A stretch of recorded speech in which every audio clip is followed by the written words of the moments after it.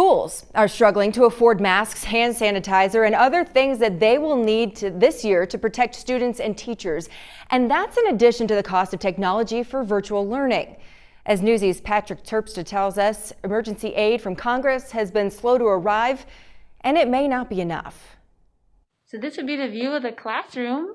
Erin McCarthy goes back to teaching 8th grade in Greendale, Wisconsin. She has fortified her classroom against coronavirus. And this is what the social distance seating will look like. On average, school systems around the country will spend $1.8 million preparing to reopen, buying PPE. They need to make sure there's enough masks for everyone and shields and the plexiglass giant shield. Hiring more janitors and school nurses. Right now, it's like the attendance secretary is also the nurse in a pandemic, right?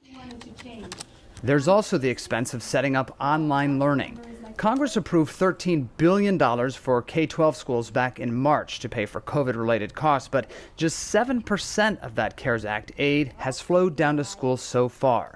The money slowed by complex rules for how it can be spent. Chairs are still stacked. Districts, including McCarthy's, expect to finally get that federal aid in fall, but places such as Alachua County, Florida, already need another injection of cash from Washington. Extremely important for schools, extremely.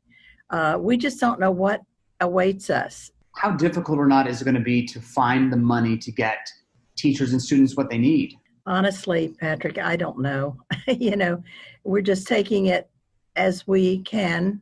Alachua County's board chair says COVID has them digging dangerously deep into a general fund, quickly getting shallow. We expect a big cut mid-year, too, because the state revenues are down. As the pandemic goes on, school systems may have to make some cuts. And those aren't local dollars they had in their back pocket that was just sitting around in a line item with no purpose in the budget. To the contrary, school districts have to balance their budget every year. Another challenge for schools trying to keep kids educated and safe. I'm Patrick Terpstra reporting from Washington.